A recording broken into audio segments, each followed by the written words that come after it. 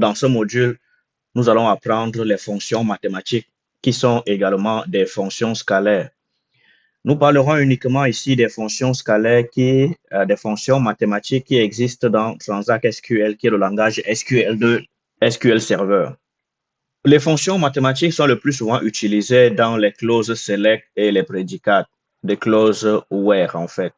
Donc les fonctions scalaires sont utilisées dans des opérations de calcul, généralement dans des requêtes SQL. Ces fonctions sont des fonctions telles que abs, ceilings, des fonctions absolues, ceilings, degree, flow. Donc, nous allons commencer par la fonction absolute.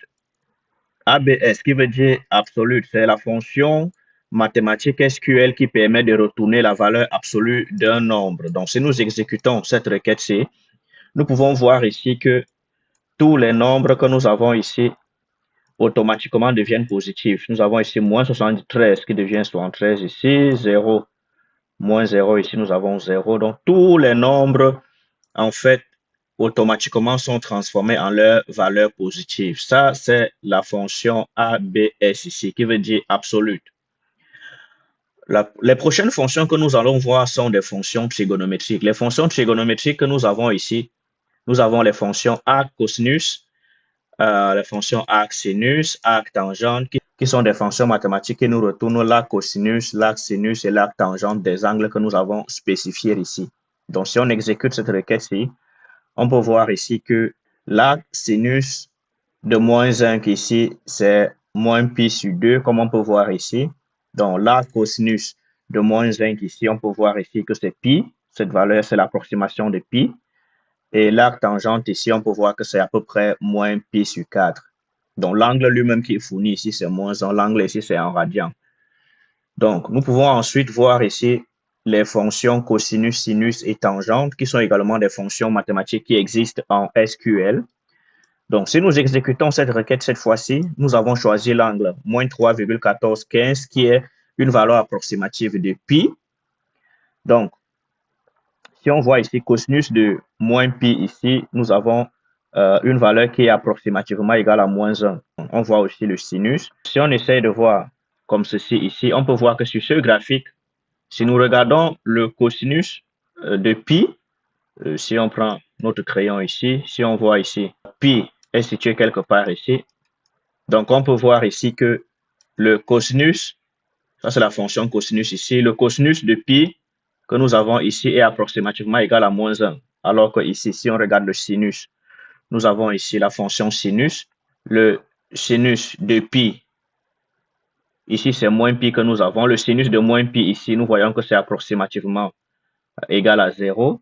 Si on voit ici, cette valeur tend vers 0. Et enfin, nous avons la fonction tangente. La tangente de moins pi aussi, nous pouvons voir ça ici. On voit également que la tangente de moins pi est une valeur qui tend vers 0. Donc, on peut voir ça ici. Voilà pour les fonctions trigonométriques que nous avons ici. Nous avons des fonctions d'approximation, comme la fonction clink ici, qui retourne la plus petite valeur entière qui est supérieure ou égale à la valeur que nous avons. Donc, si on exécute ceci, la plus petite valeur positive qui est supérieure à 18,45, ici, on voit bien que c'est 19. La plus petite valeur ici qui est supérieure à moins 18,45 ici, on voit que c'est moins 18. Et la plus petite valeur plus grande que 18,45 ici, on voit bien que c'est également 19.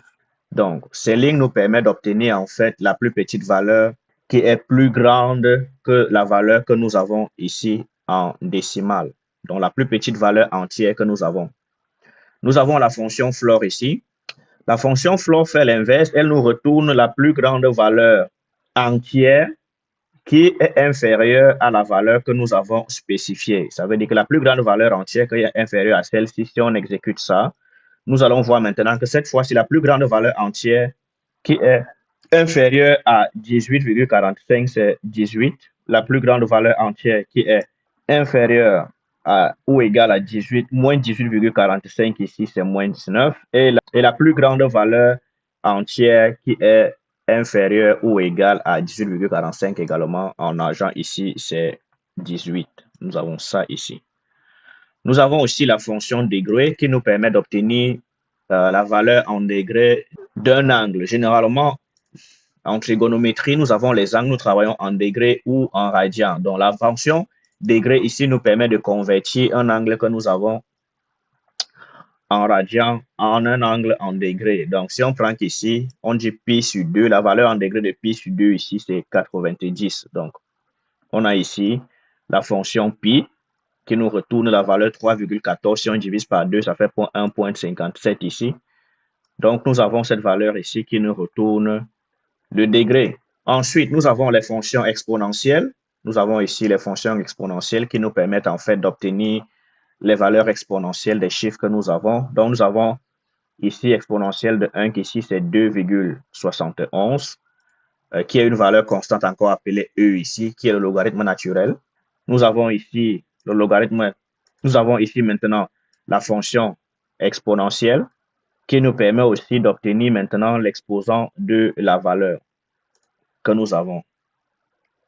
Donc, si on fait ici exposant de logarithme, nous obtenons la valeur initiale. Donc, si on exécute ça, comme ceci, on voit que l'exposant de 2 ici, c'est 7. Mais si on fait l'exposant du logarithme, on obtient encore 2. Donc, la fonction exposant et logarithme sont des fonctions qui font des opérations inverses l'un de l'autre, comme on peut bien voir ici. Nous avons maintenant la fonction log également ici, avec laquelle nous pouvons spécifier la base. Donc, si on exécute ça comme ceci, par défaut, c'est la base 2, comme nous pouvons constater ici, que le logarithme n'est pas rien. L2. Maintenant, nous pouvons spécifier aussi quel logarithme nous voulons utiliser. Nous pouvons dire logarithme de 2, mais dans la base 10 du logarithme, ça nous donne 0,3 ici. Tandis que si on fait le log d'exponentielle de 2, nous obtenons également la valeur que nous avons inversée. Donc, nous revenons à la valeur 2. Maintenant, nous avons aussi le log en base 10 qui existe, qui est log de 10. Log de 10 également, c'est encore égal à log de 2 ici en base 10. Donc, nous pouvons écrire de deux façons, soit avec le log de 10 directement ainsi, ou alors tout simplement log comme ceci et nous avons la valeur et nous mettons la base du logarithme ici. Donc, si on exécute cette requête ici, nous allons ici avoir encore la même fonction. Si on revient, on peut voir probablement ici, c'est quoi le logarithme, à quoi ça ressemble ici. Donc, on peut bien voir ici que nous avons le logarithme ici en base 2, qui est ceci, tandis que le logarithme en base 10, lui, le voici ici. Donc, on constate bien évidemment que si on prend la valeur de 2 ici, que voici, nous pouvons tomber dans cette section-ci. Et nous avons bien 0,3 ici, 0,3 là. Donc, c'est ça que nous avons ici. On peut bien voir que nous sommes quelque part ici. Pour le log en base 10 de 2. Quelque part ici. Voilà. C'est ça. Ensuite, nous avons les fonctions power qui nous retournent une expression à la puissance. Donc, si on fait ici power de 2, qu'est-ce que nous avons? Power de 2 ici, ça veut dire 2 à la puissance de 2. Ça va nous donner la valeur en square qui est en fait le carré du nombre. Si on fait maintenant power de 2 à la puissance 3, donc ça veut dire ici en fait 2 à la puissance 3. Ça donne le cube. Donc, si on exécute ça, nous pouvons constater effectivement que 2 à la puissance 2 ici, c'est 4. Et 2 à la puissance 3 ici, c'est 8, qui est le cube. Donc, nous avons maintenant la fonction radian ici qui nous permet d'obtenir en fait la valeur radian d'un nombre ou bien d'un angle qui est donné en degrés. Donc, cette fois-ci, nous donnons les angles ici en degrés et nous voulons obtenir leur équivalent en radian. Donc, si on exécute ceci, et voilà, nous avons ici moins 45 degrés qui va être égal à moins 78 radians.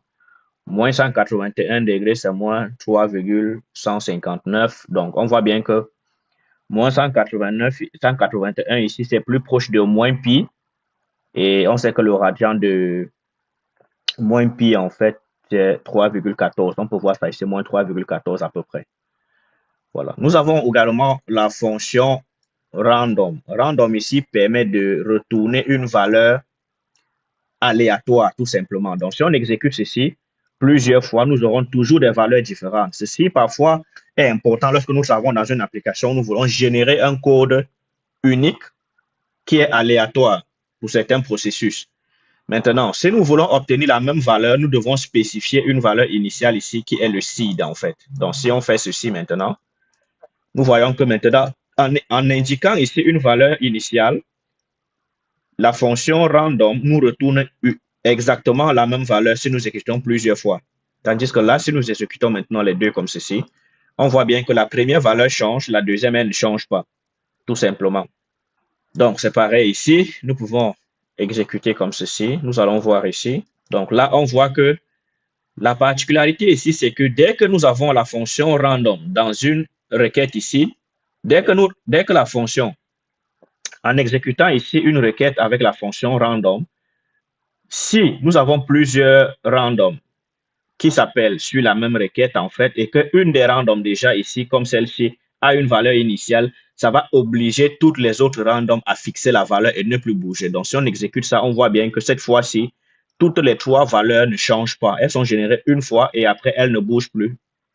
C'est la même valeur qui retourne chaque fois. Donc ensuite, nous avons ici la fonction round. Round ici, c'est l'arrondi. Ceci nous permet en fait d'arrondir des nombres avec une précision près. Donc ici, si on dit round, on donne ici l'expression, on donne la longueur que nous voulons ici. Donc, si on exécute ça, comme ceci, nous avons ici dit, nous voulons arrondir le nombre 123,9994 à 3 chiffres près. Donc, nous voulons l'arrondir à ce niveau. Qu'est-ce que nous constatons? On voit bien qu'à 3 chiffres près, nous avons ici le dernier chiffre qui a été enlevé, le 4 qui a été enlevé.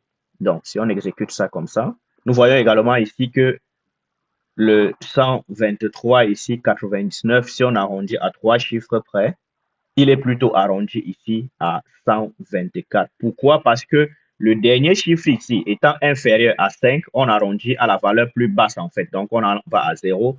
Tandis que ici, quand le chiffre est supérieur ou égal à 5, nous arrondissons plutôt vers le haut. Et en arrondissant vers le haut ici, il n'y a plus de place pour ajouter 1 ici. Ça automatiquement passe à la valeur 124. C'est ça que nous avons ici.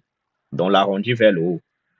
Donc, si on exécute les deux ici maintenant, qu'est-ce qu'on constate? On constate que ici, dans ce cas, nous avons 123,45. Ça veut dire que nous avons pris à deux chiffres près. Ça coupe les deux chiffres ici, tout simplement. Maintenant, ici, nous avons plutôt fait moins 2. En fait, qu'est-ce qui va se passer ici? Le moins 2, il va l'enlever à deux chiffres. Donc, il va enlever les deux chiffres ici également. Ici, nous aurons ici la valeur 100, comme on voit ici. Voilà. Nous avons aussi une fonction mathématique qui nous permet de connaître le signe d'un nombre. C'est la fonction sign. Donc, cette fonction ici nous retourne un booléen qui nous dit si le nombre est positif ou négatif. Pour des valeurs positives, ceci va nous retourner plus 1 que nous avons ici. Quand c'est neutre, ça retourne tout simplement 0. Quand la valeur est négative, ça nous retourne moins 1 ici. Maintenant, nous avons aussi des fonctions qui nous permettent de calculer la racine carrée. Ça, c'est square root ici. La racine carrée ici, si on fait ça, on peut bien voir ici que la racine carrée de 3, c'est ça. Donc maintenant, si on s'en va regarder, nous avons ici, voilà, voici la racine carrée ici. Donc square root, c'est ça. On peut voir ici que la racine carrée de 1, c'est à peu près, c'est 1 ici, comme on voit ici sur le graphique. La racine carrée de 3 ici, c'est à peu près 1,7 ici, comme on voit effectivement ce que nous avons au tableau ici. La racine carrée de 9 ici, c'est 3, on peut bien voir ça ici également. Voilà, et 5, ainsi de suite. De 25, c'est 5. Et enfin, nous avons ici la fonction qui nous permet de calculer en fait un nombre au carré. Le nombre au carré ici, nous pouvons également voir dans notre graphique ici. Pour le carré, on peut voir que un nombre 1 au carré, c'est égal à 1. On peut voir ici que 2 au carré ici, c'est égal à 4. On peut voir ça ici. Si on voit dans notre graphique ici, c'est à peu près 4 ici. Maintenant, nous avons moins 3 ici au carré, c'est 9. Donc, si on vient ici, on voit bien que moins 3 ici, on remonte de ce côté. Si nous sommes à peu près à 9 ici. Et nous avons la valeur ici de 5 au carré aussi qui va être égal à 25. Donc, si on vient ici, on voit ici, nous avons 5 ici. Et là, nous avons 25 ici, en haut ici. Donc, voilà en fait, ça, nous avons une fonction qui s'appelle la fonction pi ici, qui nous permet de retourner le nombre pi qui est 3,1415, ainsi de suite, qui est un nombre connu pour tous ceux qui font les mathématiques. Donc, voilà en fait, en bref, les différentes méthodes mathématiques que nous pouvons utiliser dans le langage SQL, la dialecte Transact SQL ici. Donc, nous avons des fonctions trigonométriques que nous avons vues ici. Les fonctions trigonométriques, nous avons ici arc, cosinus, arc, sinus, arc, tangente. Nous avons des fonctions cosinus, sinus, tangente. Nous avons des fonctions qui nous permettent ici de faire des arrondis près vers le haut ou vers le bas, soit ceiling, soit flow. Nous avons ici des fonctions qui nous permettent d'obtenir le degré connaissant un nombre en radian. Nous avons également vu comment faire l'opération inverse du radian vers le degré. Nous avons vu des fonctions exponentielles, des fonctions logarithmes qui existent également dans Transact SQL. Nous avons vu la fonction puissance qui nous permet d'élever un nombre à une puissance spécifique. Nous avons vu comment générer des nombres aléatoires ici, avec random ici. Nous avons vu comment générer des arrondis ici également. Nous avons vu comment reconnaître le signe d'un nombre positif, négatif. Nous avons vu comment calculer également ici les racines et carrés des nombres. Nous avons vu comment élever un nombre au carré avec l'opération square. Et enfin, nous avons vu qu'il existe également une fonction pi qui est une constante en trigonométrie.